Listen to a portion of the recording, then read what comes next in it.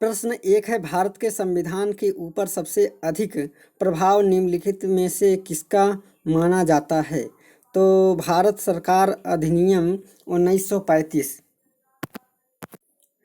भारत का वर्तमान संवैधानिक ढांचा बहुत कुछ भारत सरकार अधिनियम 1935 पर आधारित है। भारत के संविधान में लगभग 2/3 तत्वों को वर्ष 1935 के अधिनियम से ही लिया गया है, अतः कहा जा सकता है इसका भारत के संविधान का सर्वाधिक प्रभाव है।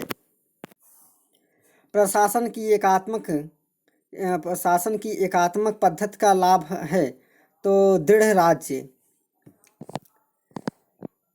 प्रश्न नंबर 3 है, निम्नलिखित में से किस देश का आलिखित संविधान है? तो यूनाइटेड किंगडम का आलिखित संविधान है। यूके का, ब्रिटेन का संविधान आलिखित है तथा यहाँ भारत संसदीय परंपराओं के आधार पर शासन होता है। यूएसए, पाकिस्तान एवं भारत के संविधान लिखित है। भारत की संविधान सभा का अध्यक्ष कौन था? तो डॉक्टर राजेंद्र प्रसाद संविधान सभा के अध्यक्ष थे। भारत के संविधान सभा के अध्यक्ष डॉक्टर राजेंद्र प्रसाद 9 दिसंबर 1946 को संविधान सभा द्वारा सच्चिदानंद सिन्हा को अस्थायी अध्यक्ष चुना गया था, जबकि 11 दिसंबर 1946 को डॉक्टर राजेंद्र प्रसाद को सभा का स्थायी अध्यक्ष रूप में निर्वाचित हुए। बाद में डॉक्टर राजेंद्र प्रसाद भारत के प्रथम राष्ट्रपति भी हुए। प्रश्न नंबर 5 है, संविधान के अंतर्गत भारतीय लोकतंत्र के आदर्शों को हम कहाँ से देख सकते हैं? तो प्रस्तावना में। भारतीय संविधान के अंतर्गत भारतीय लोकतंत्र के आदर्शों का झलक हमें संविधान की प्रस्तावना में मिलता है। प्रस्तावना का माध्यम से भारतीय संविधान का सार, अपेक्षाएं, उद्देश्य, उसका लक्ष्य तथा दर्शन प्रकट होता है। प्रश्न नंबर 6 है, संविधान की प्रस्तावना प्रियम्बल में भारत के निम्नलिखित में से किस एक रूप को संशोधित किया गया है? तो प्रियम्बल में संशोधित किया गया है एक संप्रभुत्व संपन्न समाजवादी पंथ निरपेक्ष लोकतांत्रिक गणराज्य। सही। संविधान की प्रस्तावना भारत में एक प्रभुत्व संपन्न समाजवादी पंथ निरपेक्ष लोकतंत्रात्मक गणराज्य घोषित किया गया है। ध्यातव्य है कि मूल संविधान की प्रस्तावना में समाजवादी पंथ निरपेक्ष एवं अखंडता शब्द नहीं थे। इन्हें तत्कालीन प्रधानमंत्री इंदिरा गांधी द्वारा गठित सरदार सरोवर सिंह समिति की सिफारिश पर किए गए 42वें संविधान संशोधन 1976 द्वारा प्रस्तावना में जोड़ा गया। प्रश्न नंबर 7 है, भारत पूर्ण प्रभुत्व लोकतांत्रिक गणराज्य कब बना? तो यह है 26 नवंबर 1949 को। 26 नवंबर 1949 को भारत पूर्ण संप्रभु लोकतांत्रिक गणराज्य बना, क्योंकि संविधान सभा द्वारा संविधान की उद्देशिका अथवा प्रस्तावना को 26 नवंबर 1949 को अंगीकृत, अधिनियमित एवं आत्मर्पित किया गया तथा संविधान के कुछ अनुच्छेदों को तत्काल लागू कर दिया गया, जबकि शेष संविधान को 26 जनवरी 1950 को लागू किया गया था। संविधान पूर्णतः लागू होने की तिथि 26 जनवरी 1950 है। प्रश्न नंबर 8 है, संविधान की उद्देशिका प्रस्तावना का संशोधन कितनी बार किया गया था? तो एक बार किया गया था। संविधान की उद्देशिका प्रस्तावना का संशोधन एक बार 42वें संविधान संशोधन 1976 के द्वारा किया गया। इसके द्वारा उद्देशिका में समाजवाद, पंथ निरपेक्ष, अखंडता शब्द जोड़ा गया। प्रश्न नंबर 9 है, निम्नलिखित में से कौन सा राजनीतिक अधिकार नहीं है? तो इसमें है बी, जीवन का अधिकार राजनीतिक अधिकार नहीं है। जीवन का अधिकार अनुच्छेद 21 प्राण और दैहिक स्वतंत्रता का संरक्षण के तहत मौलिक अधिकार है। विकल्प के में अन्य अधिकार राजनीतिक अधिकार से संबंधित है। भारत एक है। भारत एक क्या है? भारत एक लोकतंत्र है। भारत एक लोकतंत्र है। लोकतंत्र शब्द का अंग्रेजी भाषा में डेमोक्रेसी है, जिसका उत्पत्ति ग्रीक मूल से डेमोसो से हुआ है। डेमोसो का अर्थ है जन साधारण और इस शब्द का क्रेसी शब्द जोड़ दिया गया, जिसका शासन होता है। अतः स्पष्ट हो जाता है डेमोक्रेसी शब्द का अर्थ है जनता का शासन। प्रश्न नंबर 11 है, निम्नलिखित में से कौन सा संशोधन अधिनियम मिनी संविधान माना जाता है? तो मिनी संविधान माना जाता है 42वें संविधान संशोधन 1976 को। 42वें संविधान संशोधन अधिनियम 1976 को मिनी लघु संविधान माना जाता है। संविधान संशोधन के तहत प्रस्तावना के साथ संविधान के कई अनुच्छेदों में संशोधन किया गया था। प्रश्न नंबर 12 है, भारत में एकल नागरिकता की अवधारणा अपनाई गई है। तो भारत में एकल नागरिकता की अवधारणा जो है अपनाई गई है वह इंग्लैंड से।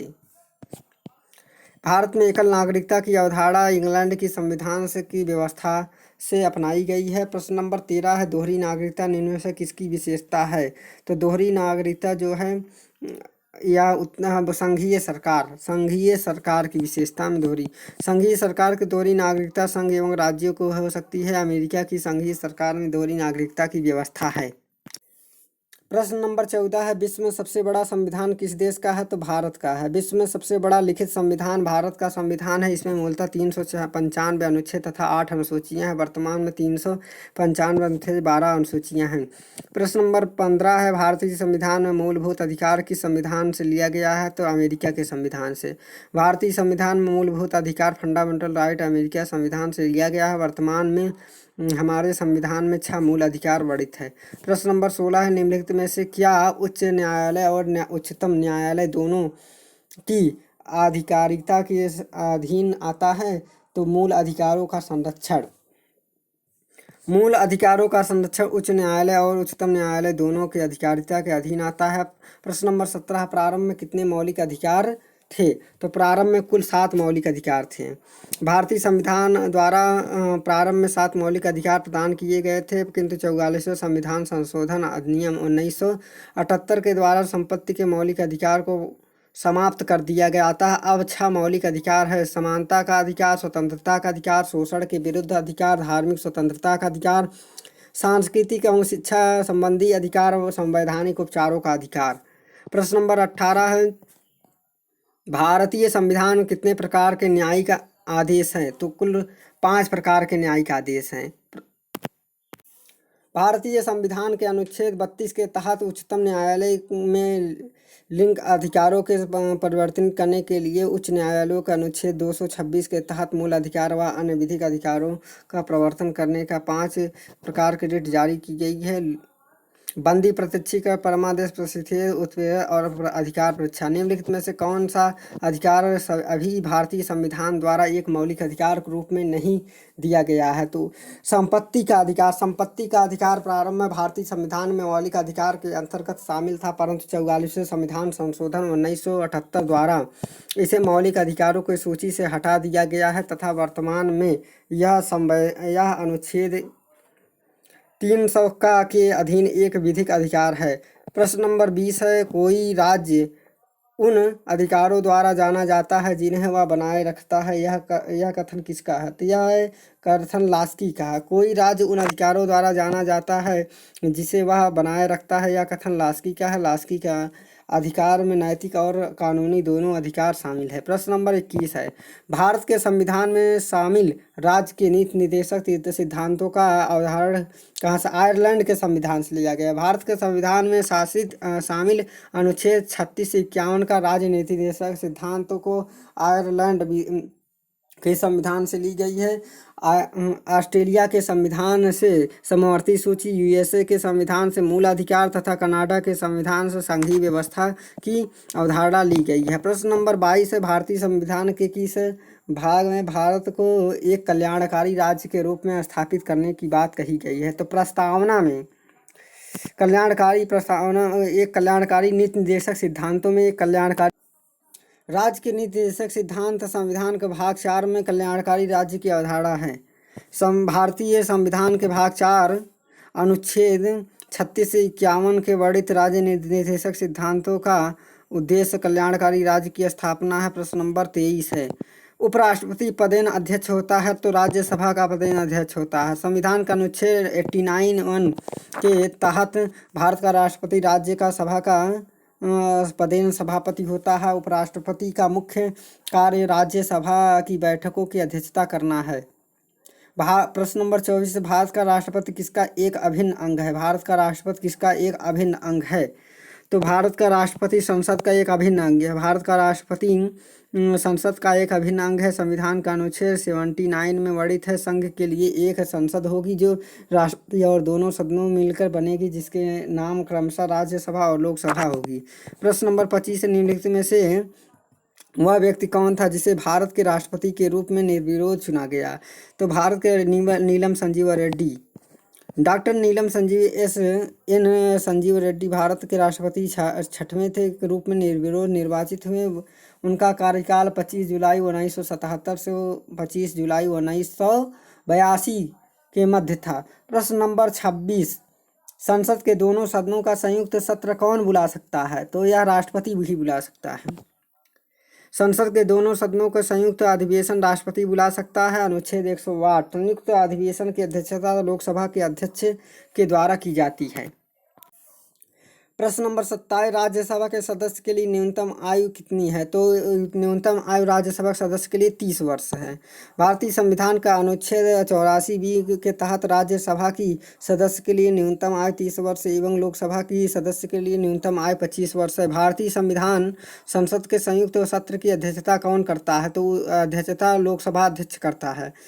भारतीय संविधान का अनुच्छेद 108 के तहत संसद के दोनों सदनों के धन विधेयक से इतर किसी विधेयक पर असहमति होने की स्थिति में राष्ट्रपति द्वारा उस विधेयक पर विचार के लिए दोनों सदनों की संयुक्त बैठक बुलाई जा सकती है, जिसका अध्यक्षता अनुच्छेद 118 के तहत लोकसभा अध्यक्ष द्वारा की जाती है। प्रश्न नंबर 29 है, लोकसभा में कितनी विधेयक को धन विधेयक के रूप में प्रमाणित किया कौन करता है? तो अध्यक्ष करता है।